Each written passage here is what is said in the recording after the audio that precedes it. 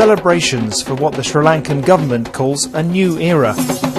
In what used to be the Tamil rebel capital, it's staging a group wedding for fighters who've come over to its side. This former rebel couple are now on the government payroll. We are happier now. We spent a year and a half in the rehabilitation program and we changed ourselves. We've started a new life. New development too, with the government spending huge sums to revive the economy in the north. But the price for the majority Tamil population is an often intimidating military presence. There's a real sense of fear here.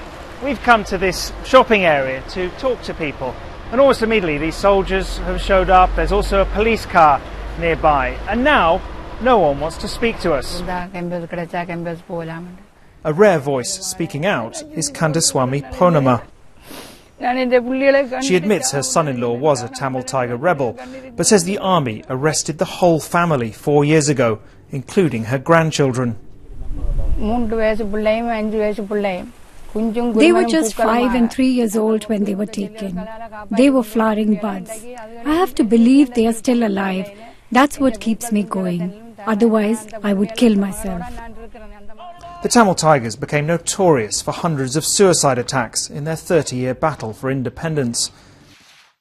But they finally succumbed to a massive army offensive 4 years ago.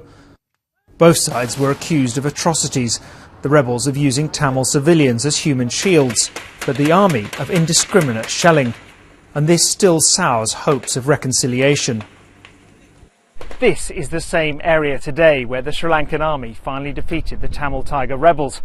For the many civilians caught in the crossfire, this was their only escape through this lagoon. But the UN and others believe that up to 40,000 people were killed in the fighting here, mostly because of army shelling. And all this time later, the Sri Lankan government is still resisting all calls for an independent investigation. Hugely popular in the south, the president feels little pressure to act and is preparing to host the next Commonwealth Summit. His military dismiss accusations they committed a massacre. 40,000 is a figure. I don't think not everybody can buy that. This war, unlike in other countries, this war was between government forces and the LTT, not against the civilian population. We never fought with the civilian population. The obvious scars of war are fading as northern Sri Lanka prepares for elections. The land is united now, says one Tamil, but people's minds are still divided. Andrew North, BBC News, Jaffna.